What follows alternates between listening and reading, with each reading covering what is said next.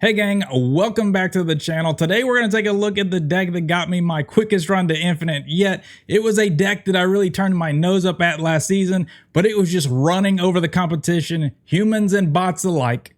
Gotta love it. So we're going to break the deck down, take a look at it, and jump into some gameplay highlights. Let's break it down. Now, if you're wondering if I changed clothes during that video transition, the answer would be yes, because what you also missed was me knocking my drink all over myself. But now that I'm dry and a lot less sticky, we can finally talk about this amazing deck I played to infinite. Now, this shell really first came out when Beta Ray was first released, and then it kind of went to the wayside. And then last season, it got very popular. It was performing extremely well. But regardless of what the stats said, I really just turned my nose up at this deck. I was like, it's not for me. It seems boring. We've already been there and done that. The play line seems very linear. You know what the stats are going to be. I had a ton of excuses. And buddy, was I just completely wrong, because regardless of whether it was a bot or human, this deck was just running over everybody. I would put the stats up, but the bots skew the numbers, so it's really unimportant. But human or bot alike, this deck was overperforming.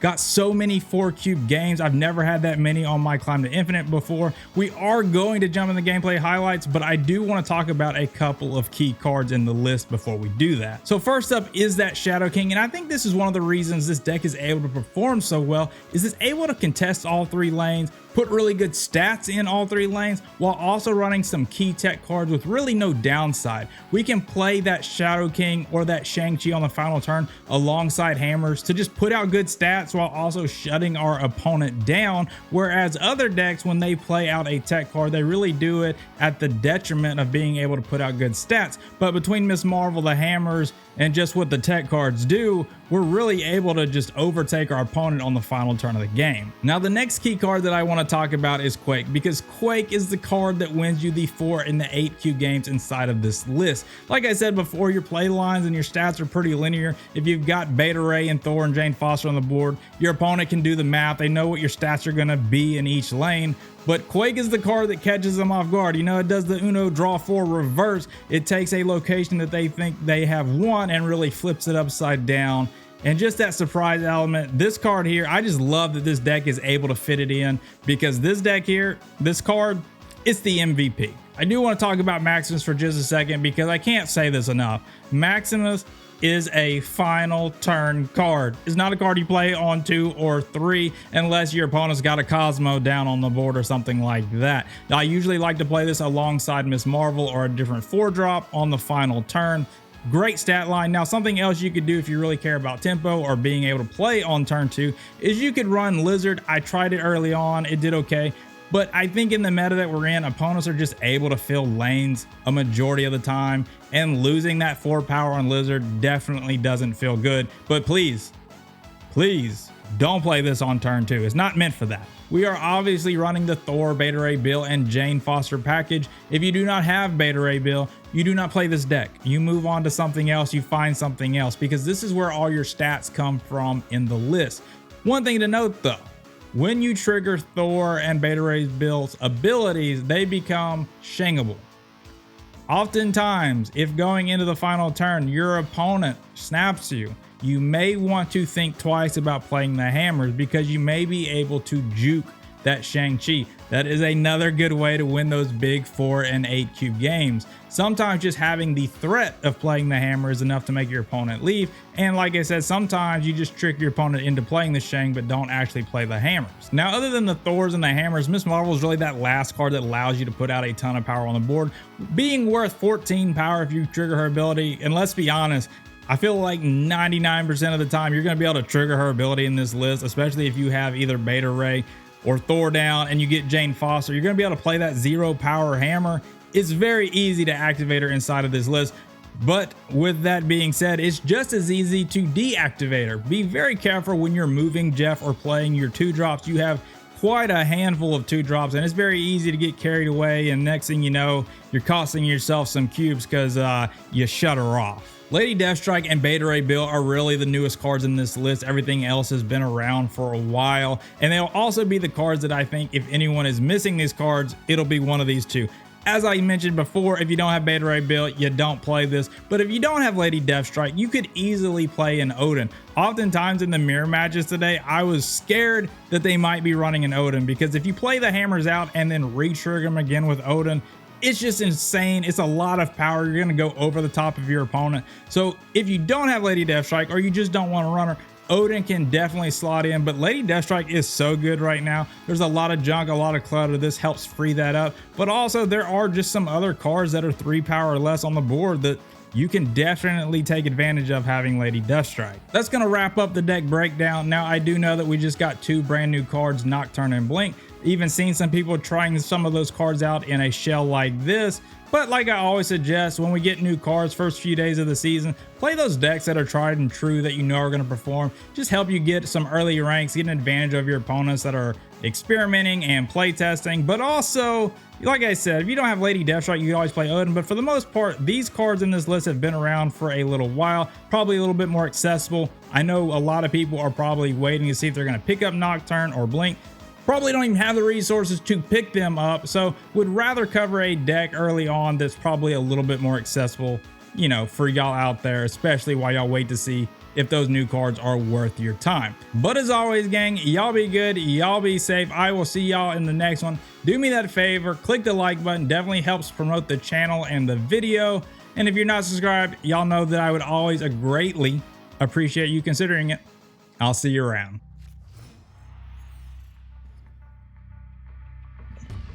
Well, you know, Shadow King into Shuri's lab.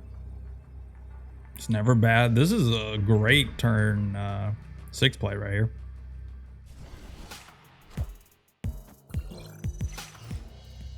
Okay. So we're gonna hope to snipe this on turn 3.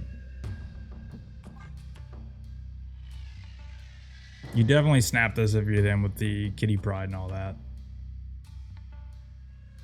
Oh, so we're...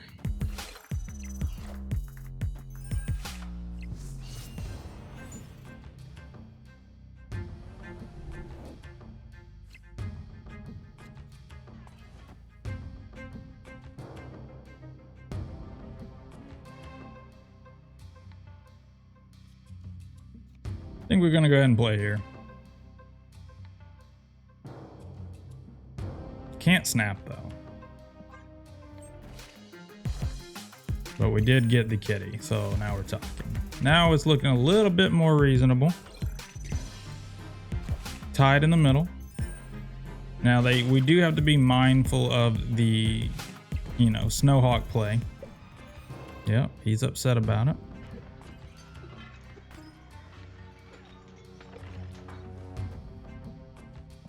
We really don't want priority. Probably gonna get it though. Okay.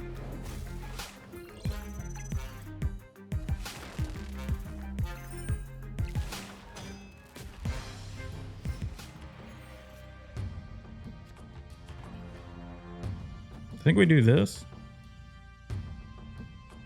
Trying to stay off priority, and then we're going to Shadow Maximus.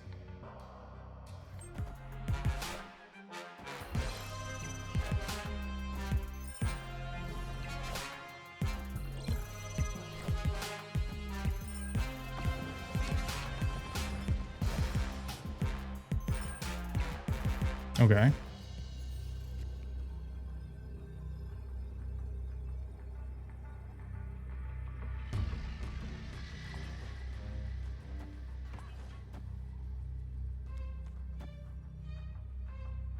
I should be snapping here, but I'm not going to boomer snap.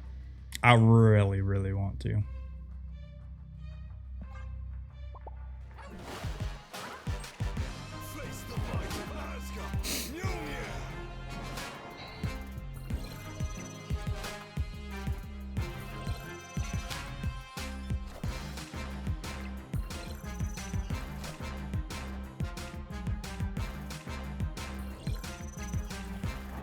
Really wanted to, but you know, 4 cubes is better than nothing. But I got a kind of a feeling they would have actually stayed if I snapped back.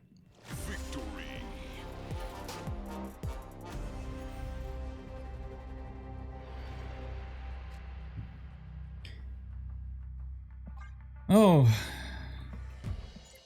hello again. What are y'all playing?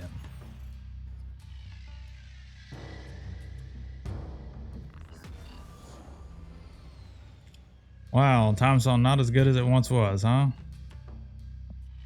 We do get to draw a card. So I guess we'll take it. I guess we'll take it. Kind of need Thor here. Guess not. Thor would be nice though.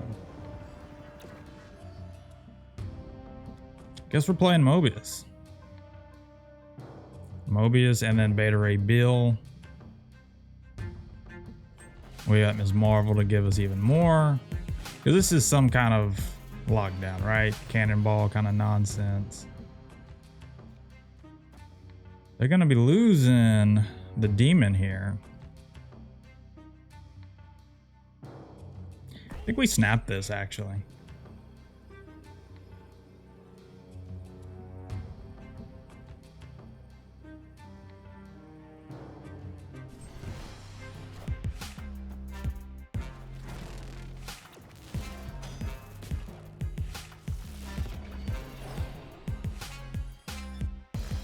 We'll play Jane Foster over here. And I mean, we got the Killmonger to really...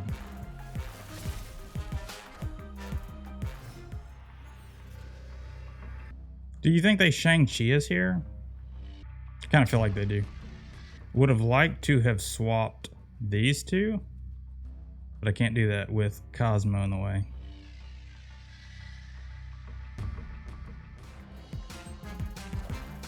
I'm hoping this is Shang-Chi. It was. Read that one like a book. Oh, there we go.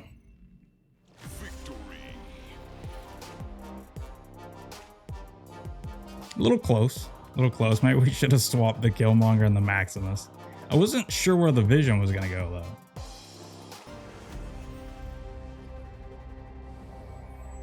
Alright, so they got my Jane Foster.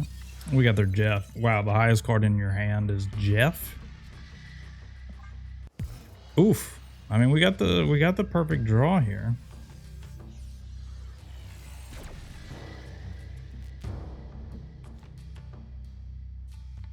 Play Thor out here. I don't want to play it here and like just get, you know, absolutely destroyed.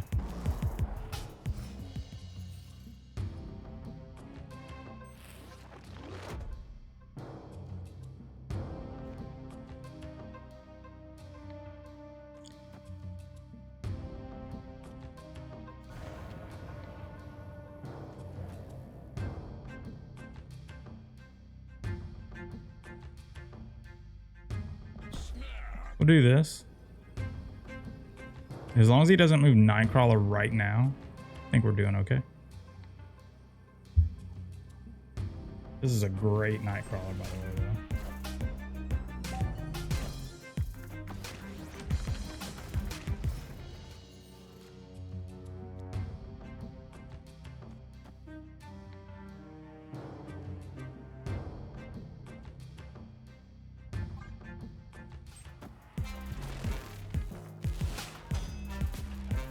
Now they do have, so this is good here. Like, we're not getting all these stinking buffs.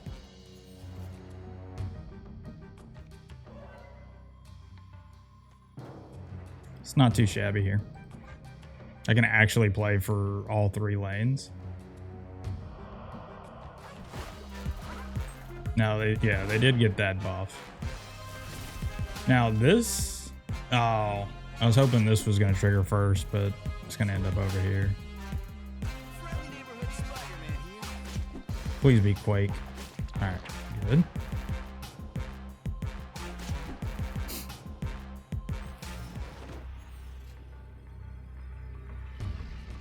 Here, right? Here, here, here.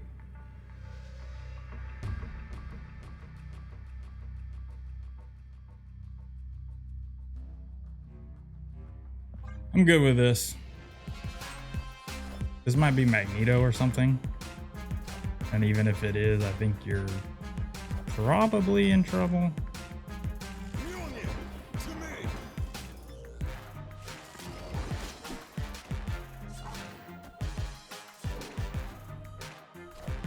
Is Magneto.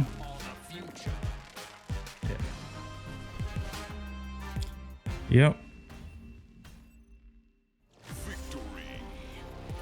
About the best you can ask for. Thor, Beta, and Lady. And Miss Marvel, I mean, that's what you're looking to do. Was able to basically play all 3 lanes, even the Magneto pool.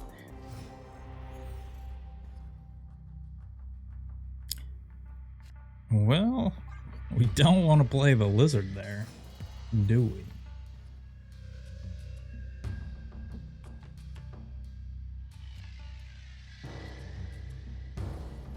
I mean, this is pretty good, right?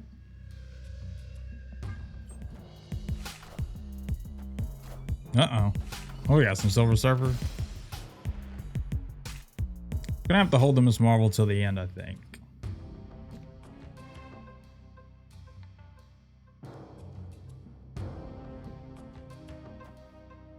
I like it. I like it. I really want to snap, but let's see what I gotta see what they're playing.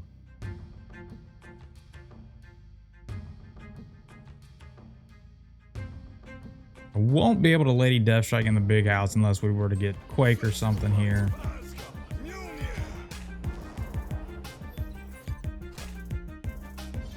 Okay.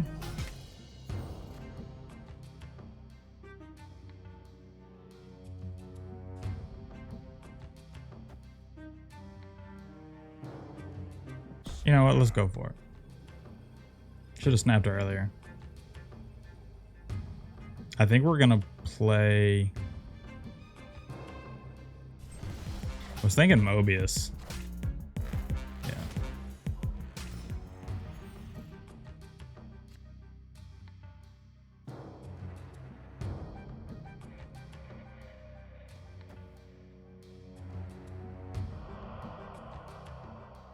This helps us not get priority next turn.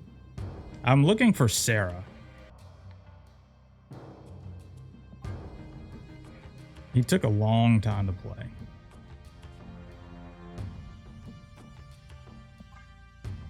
So if you were going to play Sarah, you would play Sarah here. And like, you wouldn't be thinking about it. Man, I really hope they take priority over here.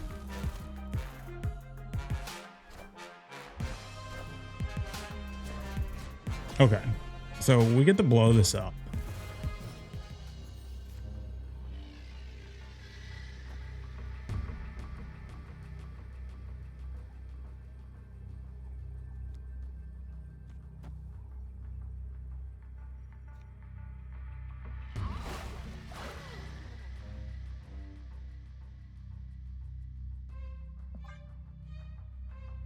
So, I mean, they're losing a ton of power in the middle. I'm just hoping we're not getting like Toxic Tier. But even still, I think we'd be okay. I'm glad we undid the Mobius play.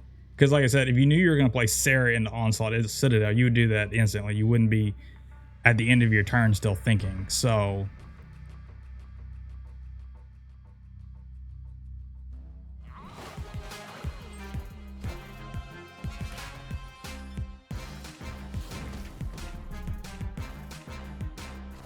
not sure about this.